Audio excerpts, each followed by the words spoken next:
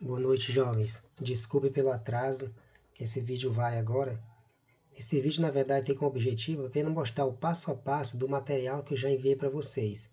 Eu vou, digamos, burlar, entre aspas, um pouquinho a norma que diz que tem que ser no máximo 2 vídeos, cada um sendo um tempo de 15 minutos. Mas como eu tenho 3 exemplos para mostrar, então eu vou fazer 3 vídeos. Espero que dê no máximo 10 minutos para cada um, que no total dá os mesmos 30 minutos. Então aqui eu vou fazer o primeiro exemplo, que no caso é translação num plano inclinado sem atrito. O próximo será translação no plano inclinado com atrito e o terceiro será rotação num plano inclinado. Então vamos focar nessa primeira parte, que tem como objetivo calcular a aceleração, a velocidade e a posição, ou seja, expressar essas 3 expressões neste plano inclinado, que a gente já estudou, mas não com esse foco de aplicações de equações diferenciais de primeira ordem. Então vamos lá ver nosso passo a passo. Aqui tem um pequeno problema de edição, não é nem erro, que é o número das equações que eu já coloquei que ficam visíveis. Era para aparecer aos poucos, depois eu vou procurar ver qual é o problema de configuração, senão ia demorar demais, mais do que o que já demorou. Pronto. Qual é o nosso problema em questão? É este aqui da imagem. Um bloco, por exemplo, no plano inclinado, inclinado de um certo ângulo θ. Primeira coisa que você tem que pensar, quais são as forças que estão atuando sobre ele? No caso, tem uma força normal, tem um peso para baixo, você faz a decomposição da força, como está aqui, Py e Px, de acordo com o referencial adotado aqui em cima, xy, de acordo com o plano, como o plano cartesiano, só que no caso aqui está no plano inclinado. Então, está um pouco girado esse plano cartesiano para se adaptar ao problema. Então, essa decomposição, observem, segue esse plano inclinado. Nós também já estudamos isso. Você tem que achar o Px e o Py.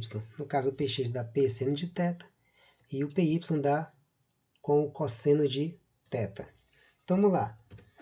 Lembrando que para solucionar esse problema, nós vamos precisar da segunda lei de Newton, que é a força resultante, no caso a soma de todas as forças, que relaciona a força que age sobre um corpo com seu momento linear, como eu coloquei aí. Lembrando que o momento linear também nós já estudamos, é o produto da massa pela velocidade do corpo. Então, lembrando que a força é a massa vezes a aceleração, o que nós vamos ter aqui em questão é que essa força é a derivada temporal do momento linear em relação ao tempo.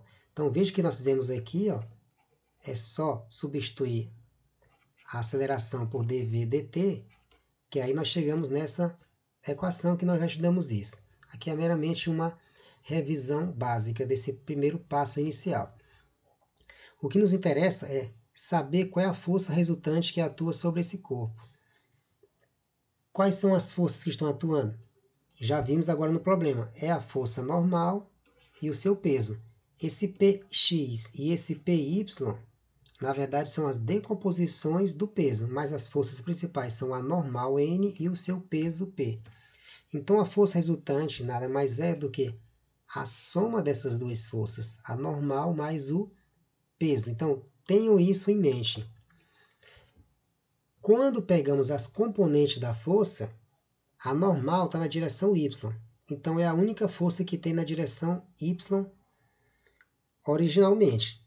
Mas quando a gente faz a decomposição do peso, aí nós vamos ter o Py na direção y, no sentido contrário à força normal, e temos o Px paralelo ao plano inclinado, só que na direção x descendo, ou seja, essa força tende a fazer o corpo descer. Colocando agora um passo além do que você já estudou até agora, vamos trabalhar com vetores unitários. Vamos associar o vetor unitário J na direção y e o vetor unitário I na direção x. Então, J chapéu e I chapéu. Pronto. Então, a força normal é igual a menos NJ. Por quê? Porque está no sentido contrário ao referencial que nós adotamos, no sentido que está entrando no plano. Menos NJ. E o peso decomposto nas suas duas forças, P é igual a Px mais Py. Só que como é uma decomposição, o Px está na direção x que está associado ao vetor unitário I, e o PY está na direção Y, né? Associado ao vetor unitário J.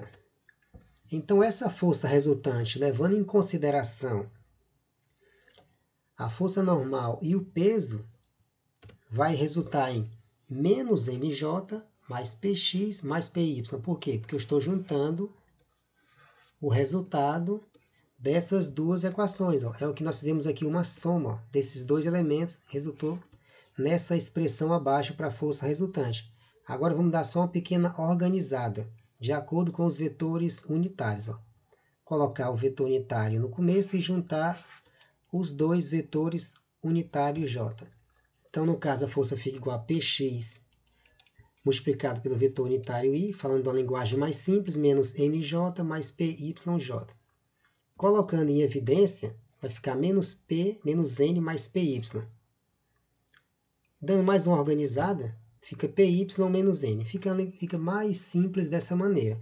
Então, tenham em mente, ó, essa expressão é a nossa força resultante aqui do problema. Mas lembre-se que a força resultante, como nós já vimos aqui, é a derivada temporal do momento linear desse corpo. Continuando. Como nós também já estudamos que o momento já como eu foquei no momento linear, vamos focar agora, na força resultante, vamos focar no momento linear do corpo. O momento linear é o produto da massa pela velocidade. Então, se o momento linear é o produto da massa pela velocidade, mas como eu tenho uma decomposição em Px e Py, então esse momento vai ser Px e Py. Ou seja, duas direções de movimento como referencial adotado. Então, fica Px, esse chapéu é o vetor unitário, e o Py, o vetor unitário J. Se nós fizermos a derivada temporal desse momento, ou seja, em relação ao tempo, nós vamos ter nessa equação, derivando em relação ao tempo, os três termos, é isso que eu estou dizendo aqui, ó. O que é que nós vamos ter? Essa expressão aqui, dp dt igual a dpx dt mais dpy dt. Que nada mais é, lembrando da segunda lei de Newton que nós vimos lá no começo em relação ao momento linear, a força é igual a dp dt, a força resultante. Então, se nós igualarmos essa expressão, que é a relação da segunda lei de Newton associada com o momento linear, com a nossa força resultante relacionada com as forças, nós vamos ter que a força resultante igual a Px, Py e N, ó, que nós vimos agora há pouco, a equação 4, relacionada com essa, ó, nós podemos igualar, já que são duas maneiras de calcular a força resultante, pelo momento linear ou pela associação com o somatório de forças. Então, essa é a nossa força resultante. Agora, se nós olharmos as componentes I e I, ou seja, os dois vetores unitários no primeiro membro e os dois vetores unitários J, nós podemos igualar essas duas expressões. Então, dessas duas expressões, nós obtemos, ou seja, dessa expressão geral, nós obtemos mais duas. Por quê? Porque ao pegar o vetor unitário de um membro com o outro, você pode fazer uma igualdade. Fica dpx igual a px, ou seja, a derivada temporal do momento na direção x é igual ao peso na direção x. E a derivada temporal do momento na direção y em relação ao tempo é igual a menos py menos n. Ou seja, é o somatório das forças na direção y e a derivada temporal do momento na direção x é o somatório das forças na direção x, que só tem o peso na direção x. Pronto. Continuando. A taxa temporal na direção y é nula, zero. Por quê? Não tem movimento na direção y, só tem movimento na direção x. Por isso que a taxa de variação temporal é nula na direção y para esse cálculo que eu estou me referindo aqui ao cálculo anterior. Certo? Estou me referindo a esse cálculo que eu estou circulando aqui. dpy dá nulo. Então, nós temos que dpy dt, que é a derivada temporal do momento em relação ao tempo, é igual a py menos n, que é igual a zero.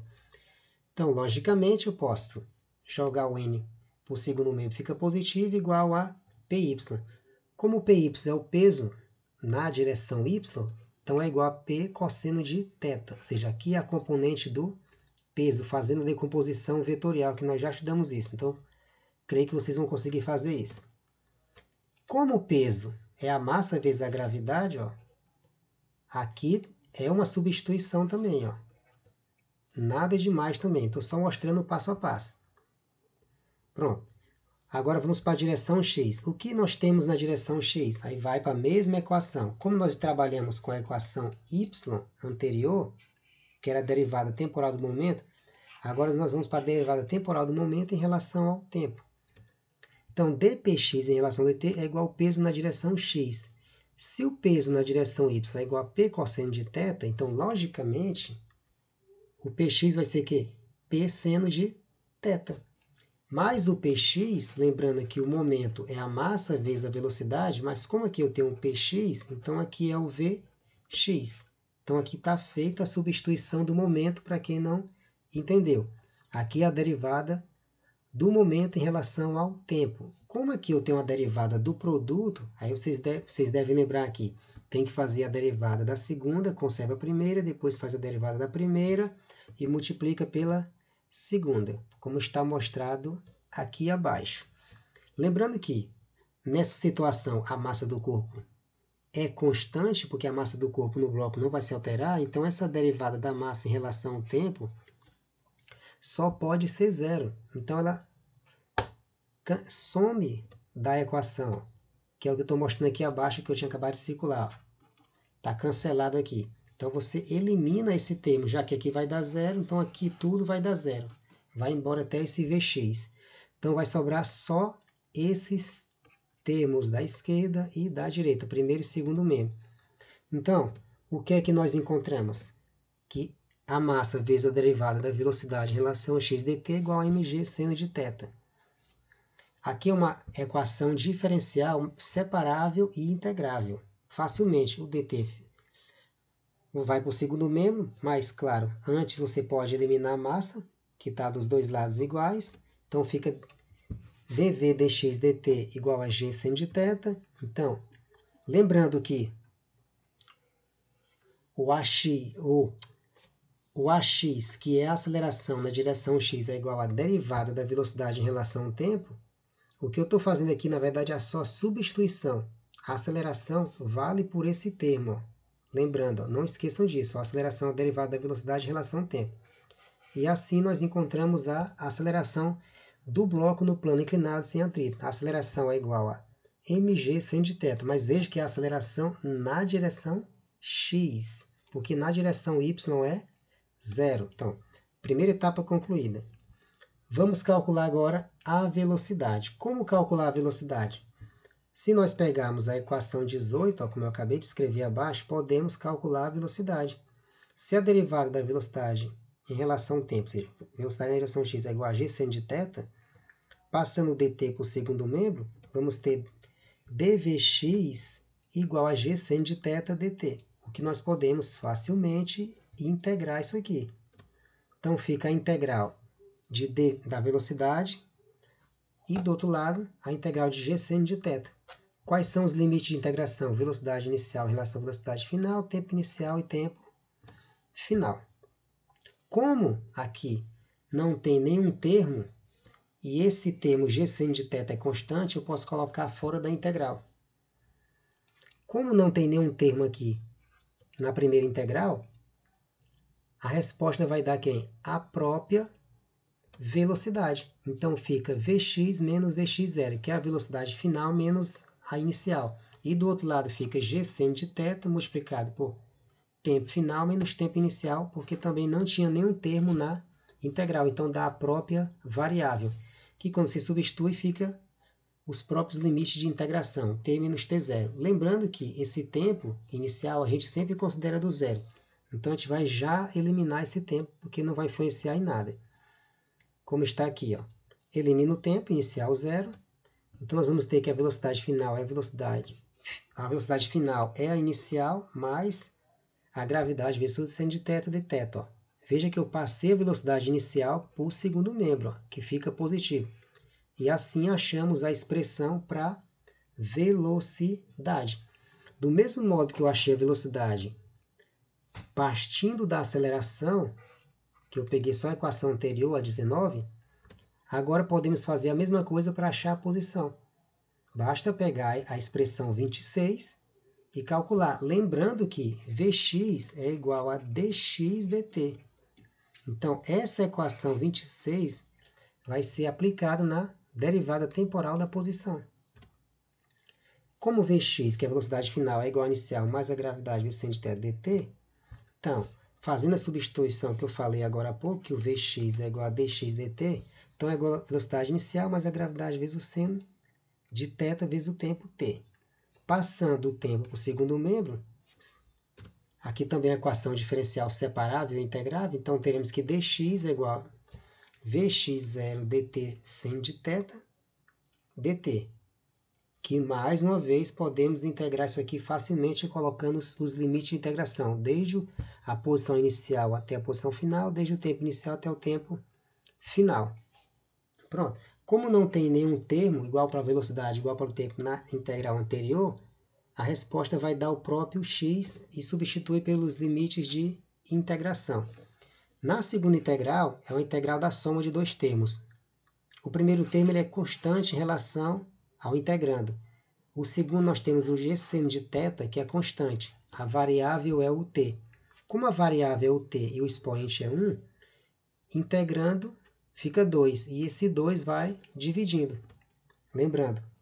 Então, nós vamos ter assim, separando a integral, porque a integral da soma você pode separar em duas para simplificar. Então, a primeira integral é resolvida simplesmente, vai dar o próprio x. Então, vamos ter a integral de dx em relação a x0x, que são os limites, e a segunda vai de 0 a t, a segunda também vai de 0 a t. Acho que aqui ficou até repetido, mas não tem problema não. Quando você fizer a integral aqui, ó, teremos x menos x0, que a resposta aqui dá o próprio x, e substitui os limites de integração.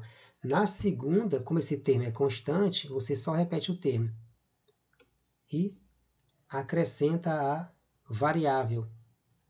Na segunda, como tem a variável t, que não tinha na primeira, essa variável fica ao quadrado, como aparece aqui. E o 2 vai dividindo, como está aqui, 1/2. Esse x0 vai para o segundo membro e fica positivo. Então, nós teremos que a posição final é igual à posição inicial, mais a velocidade inicial multiplicada pelo tempo, mais 1/2 da gravidade, vezes o seno de θ, vezes o t ao quadrado. E esse foi o passo a passo desse primeiro problema. Espero que vocês tenham entendido. Teve uns pequenos percalços aqui, mas nós tiramos as dúvidas depois.